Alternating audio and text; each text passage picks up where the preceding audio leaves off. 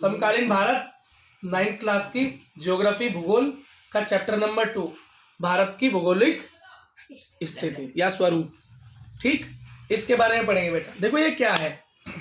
अब इससे पहले मैंने देखा कि भारत इस दुनिया में कहां पर स्थित है। भारत इस दुनिया में कहां पर स्थित है और भारत के आसपास कौन कौन से देश है, भारत के आसपास कौन सा द्वीप समूह है, भारत के आसपास कौन सा समुद्र है, हमने ये सब देखा। लेकिन बेटा इस चैप्टर के अंदर हम देखेंगे भारत कैसा है।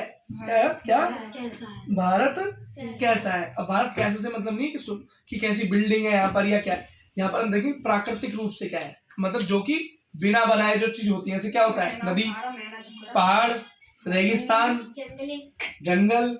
ठीक है, तो ये सब किस प्रकार का है भारत के अंदर, कैसी कैसी स्थिति है, ये सब हम देखेंगे। ठीक है बेटा।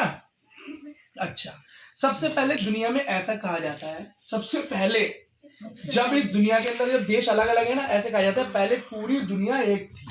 सारे देश क्या थे, एक थे। उस देश का नाम था गोंडवाना भूमि। दिखाओ यहाँ पर कैमरामैन, कौन सा, ये देखो ये लिखा है गोंडवाना भूमि। गोंडवाना भूमि ऐसा बोलते हैं कि पूरी दुनिया एक साथ चिपकी हुई थी। क्या एक साथ थी, सारे देश एक थे। लेकिन धीरे धीरे क्या हुआ, हमारे जो धरती है इसमें भूकंप आए, इसको बोलते हैं प्लेट्स, टेक्टोनिक प्लेट्स में भूकंप आए और एक दूसरे से क्या हुए, अलग हुए। और कोई कहीं जाकर चुपका, कोई कहीं जाकर चुपका। इस हिसाब से हमारे ये देशों का जो आज जो तुम्हें दिखाई दे रहा है स्वरूप ऐसा बना। और ऐसा कहते हैं कि आज भी ये देश जो हल्के हल्के हिलते रहते हैं, चलते रहते हैं, और आने वाले कुछ करोड़ सालों में भारत या दुनिया का स्वरूप कुछ और होगा। लेकिन करोड़ साल का तो छोड़ो, तुमने क्या देखा है, पूछो भाई। दो तरीके की प्लेट होती है क्या, एक आने वाली, ऐसा नहीं होता, दोनों एक ही तरह की होती है। देखो अगला सुनो, अब मान लो दो गाड़ियां आपस में टकरा गई, तो क्या बोलेंगे, दो अलग अलग गाड़ी थी, एक आने वाली एक जाने वाली। हो सकता है भाई एक इस तरफ से आ रही हो, एक इस तरफ से जा रही हो, लेकिन थी दोनों गाड़ी, और उनका काम टकराने का नहीं था, वो बीच में आ गए तो टकरा पड़ी। ठीक है, तो बेटा जब दो भूमि आपस में टकराती हैं तो क्या होता है, थोड़ा सा उठ जाते हैं। तो इस हिसाब से क्या बना, देखो जैसे दो प्लेट टकराई, उठ गई, क्या बना, पहाड़। क्या बना, तो जो हिमालय पर्वत है, जो दुनिया का सबसे ऊंची चोटियां हैं, ठीक है, माउंट एवरेस्ट है, वो क्या है, वो ऐसे ही तैयार हुए हैं। और आज भी हर साल वो बोलते हैं कि कुछ सेंटीमीटर बढ़ता है। इसका मतलब प्लेटें खिसक रही है इस तरफ, तभी तो बढ़ रहा है। समझ में आ गया। देखो अगला, देखो मुख्य भौगोलिक वितरण। अब देखते हैं भारत किस तरीके से ऊपर से लेकर नीचे तक देखेंगे भारत किस तरीके का है। कहाँ पर नदी है, कहाँ पर पहाड़ है, कहाँ पठार है, ठीक है, कहाँ पर रेत है, कहाँ रेगिस्तान है, कहाँ बर्फ है। ठीक है, कैमरामैन जरा इसमें एक चाटा दीजिए भैया, कैमरामैन को। बेटा देखो इस तरफ जरा फोकस करो। क्या देखो, मुख्य भौगोलिक स्थिति क्या है भारत की, हिमालय पर्वत श्रृंखला। मतलब हिमालय के अंदर खाली एक पहाड़ नहीं है, कई सारे पहाड़ हैं, छोटे बड़े कई सारे पहाड़ हैं। अगला देखो, उत्तरी मैदान। फिर भारत में क्या है, पूरा मैदान एकदम सफाचट जमीन। ठीक, फिर क्या है, प्रायद्वीपीय पठार। पठार क्या होता है बेटा, पठार देखो पहाड़ की होती है चोटी। क्या, और जिस ऊंचाई की चोटी ना हो उसको क्या बोलते हैं, पठार। जैसे तुमने कई जगह नहीं देखी कि भैया उत्तराखंड जाते हैं हम, कभी तुम देखते हैं ऊंचे पे तो है, चोटी नहीं, लेकिन हाँ मैं ऊंचे पे है, मैं नीचे पे हूँ। क्या दिल्ली में तुम्हें कोई ऐसी जगह दिखाई देती है कि एक ऊंचा है, यहाँ नीचा, इतना ऊंचा नीचा अंतर दिखाई देता है? नहीं, क्योंकि ये मैदान है। क्या है, मैदान है। अगला देखो, भारतीय मरुस्थल। मरुस्थल का मतलब होता है रेगिस्तान। कहाँ पे है रेगिस्तान, एक तो राजस्थान में और गुजरात में भी है। ठीक है, तटीय मैदान। तटीय मैदान कौन से मैदान, तट के मैदान, मतलब तट के बाद नदियों के पास वाले मैदान। क्या, नदियों के पास वाले मैदान। अगला क्या है, द्वीप समूह। द्वीप समूह क्या है, लक्षद्वीप है ना। द्वीप समूह मतलब भारत से दूर जो छोटे मोटे द्वीप हैं, छोटे मोटे लैंड हैं, जो कि सागर, हाँ श्रीलंका भी है, लेकिन श्रीलंका हमारे भारत का हिस्सा नहीं है, वो एक अलग देश घोषित हो गया था पर। ठीक है, अगला देखो, हिमालय पर्वत के बारे में जल्दी देखिए। कैमरामैन फोकस करो।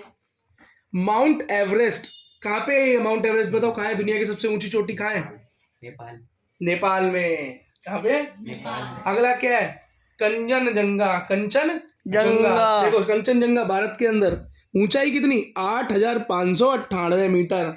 और माउंट एवरेस्ट की ऊंचाई पता है कितनी है, 8,848। कितनी, 8,848 बढ़ रही है इसकी, कुछ ना कुछ बढ़ जाती है सेंटीमीटर। ठीक है, उसके बाद है मकालू। ठीक है, धौलागिरी, ये भी नेपाल के अंदर। नंगा पर्वत, नंगा पर्वत का सुना होगा तुमने, नौ देवी जाते हो ना।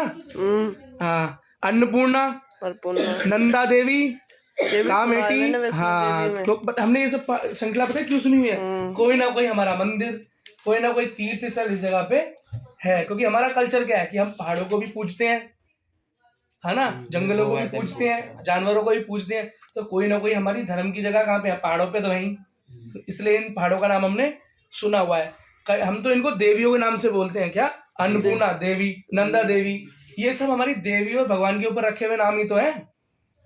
बस माउंट एवरेस्ट का नाम हमने नहीं रखा, इसका नाम अंग्रेजों ने रखा है। ठीक है। हिमालय पर्वत की बात करो, भारत की उत्तरी सीमा में है ये। कहाँ पर है? भारत के उत्तर में, भारत के उत्तरी सीमा में। समझ गए? इस बात को ध्यान रखना। श्रृंखला का क्या मतलब होता है? एक साथ कई पहाड़, एक साथ कई पहाड़ों को हम श्रृंखला बोलते हैं। ठीक है। 2400 किलोमीटर की लंबाई में है ये। कहाँ पे है? 2400 किलोमीटर लंबाई। और ये कहाँ से है? इसकी चौड़ाई कश्मीर से अरुणाचल प्रदेश तक, कश्मीर से अरुणाचल प्रदेश तक। समझ गए? बस। और इसकी ऊंचाई क्या है? कहीं पर ऊंची चोटी, कोई छोटी चोटी, कोई उससे छोटी, फिर एकदम ऊंची। समझ गए? ठीक है बेटा। देखो जरा इसको मैप में देखे, कहाँ है? देखो मैप में देखो, कश्मीर से अरुणाचल प्रदेश, कश्मीर से अरुणाचल प्रदेश तक टोटल हिमालय की पहाड़ी। देखो टोटल क्या है? हिमालय की पहाड़ियाँ। ठीक है बेटा, इतनी बात समझ में आ गई? ठीक है। अगला देखो, ये देखो बेटा हिमालय पर्वत का फोटो देखो। हिमालय, हिम का मतलब क्या होता है? बर्फ। आलय मतलब मंदिर, मतलब बहुत बर्फ है यहाँ पे। क्या है? बहुत बर्फ इसलिए है। कैसा दिखाई देता है? सफेद। कैसा दिखाई देता है? सफेद। सफेद दिखाई देता है, बिल्कुल। समझ रहे हो? ठीक है। अच्छा, मैदान का चित्र देखो। ये कुछ कुछ हमारे दिल्ली के पार्कों की तरह ही तो है, या दिल्ली के क्षेत्रों की तरह ही तो है, हमारे गांव और यूपी की तरह ही तो है। यहाँ पर क्या है? मैदान। क्या है? मैदान। कोई पहाड़ वहाड़ ऊंची नीच कुछ नहीं, क्या है? एकदम खुले मैदान है। ठीक है। अगला देखो, प्रायद्वीप। ये पठार, ये पठार क्या है? मैंने बताया ना, ऊंचा नीचा। यहाँ पे चोटियां नहीं होती, लेकिन ऊंच नीच बहुत होती है। समझ रहे हो? देखो पठार का फोटो देखो, झरना गिर रहा है देखो इस पठार से, है ना। इस तरह कहाँ मिलेगा तुम्हें? एमपी, मध्य प्रदेश, महाराष्ट्र। एमपी में, महाराष्ट्र में तुम्हें ऐसी बहुत जमीन मिलेगी, वहां पे तुम्हें बहुत क्या मिलेगी इस तरह की। वो अब भारत के रेगिस्तान देखो, रेगिस्तान का चित्र इसमें देखो। और वैसे भी तुमने बहुत सारी पिक्चरों में, वीडियोस में, इन सब में तो देखा ही होगा। हीरो हीरोइन उसके अंदर जाते हैं, ऊंट उसके अंदर चलता है ना, ये सब तो तुमने देखा ही है। अच्छा, ये कहाँ पे है? भारत के रेगिस्तान कहाँ पे है? तो भारत के पश्चिमी किनारे पर थार का रेगिस्तान है। का भारत का सबसे बड़ा रेगिस्तान क्या है? थार। अब हमें तो पता है गाड़ी है थार, तो बेटा गाड़ी का नाम जो थार लिया गया है वो भारत के सबसे बड़े रेगिस्तान थार से लिया गया है। तो भारत का सबसे बड़ा रेगिस्तान है। ठीक है। इस क्षेत्र में हर वर्ष 150 मीटर से अधिक कम वर्षा होती है। मतलब बेटा रेगिस्तान वो क्यों है? क्योंकि वहाँ कोई पेड़ नहीं है, वहाँ की मिट्टी उपजाऊ नहीं है, और वहाँ पे बारिश बहुत कम पड़ती है। कितनी कम पड़ती है? 150 मीटर से भी कम। 150 मीटर मतलब बारिश को बेटा मीटर मिलीमीटर में नापते हैं, मीटर मिलीमीटर सेंटीमीटर में नापते हैं। और वो छोड़ो कैसे नापते हैं उसको मैं कभी और तुम्हें सिखाऊंगा, लेकिन इतना समझो कि पेपर में क्या लिखना है? 150 मिलीमीटर से कम बारिश होती है। क्या? 150। हाँ। और यहाँ की जलवायु क्या है? शुष्क। शुष्क मतलब बहुत सूखी। सूखी मतलब कैसी हवाएं चलती हैं? गर्म, लू वाली हवाएं चलती हैं। कैसी? लू वाली हवाएं चलती हैं। ठीक है। हाँ, जैसे हमारे यहाँ पे अब कुछ दिन में गर्मी आने वाली है, फिर तुम्हें पता है क्या होगा? हाई गर्मी, उप गर्मी। बिना पंखे का छोड़ो, यहाँ पे एसी में बैठने में भी आदमी सोचता है ना। और आदमी 2-2 बार 3-3 बार नहाता है और ठंडा पानी ठोकता ही चला जाता है। अब तो पता नहीं पूरे दिन में 1 गिलास पानी पीता ही नहीं कोई पीता है ना। बहुत याद रहे तो पी लिया, नहीं तो भूल गया आदमी को, नहीं मैंने पानी नहीं पिया पूरे दिन में। होता है ना सर्दी में, तो भाई बहुत कम पानी पीते हैं। हाँ हम उससे ज्यादा गिलास भी नहीं पीते। हाँ। ठीक है। अब बेटा तटीय मैदान क्या होते हैं? तटीय मैदान का मतलब होता है बेटा भारत के वो मैदान जो कि नदी किनारे, नदियों के किनारे, और ये बहुत उपजाऊ होते हैं। क्यों बेटा? नदी हमारे साथ अपने साथ क्या लेकर आती है? बढ़िया बढ़िया मिट्टी लेके आती है, उपजाऊ। तो नदी किनारे हमेशा कैसी खेती होती है? बढ़िया खेती होती है। इसलिए तुमने देखा होगा नदी किनारे ही हमारी सारी ज्यादातर संस्कृति कहाँ बनी है? नदी के किनारे बनी हुई है। ठीक है। इसलिए हम नदियों को भी पूछते हैं, गंगा को हम पूछते हैं ना, और बंटवारे से पहले सिंधु नदी को ही पूछते थे, और वो तो पाकिस्तान में चली गई।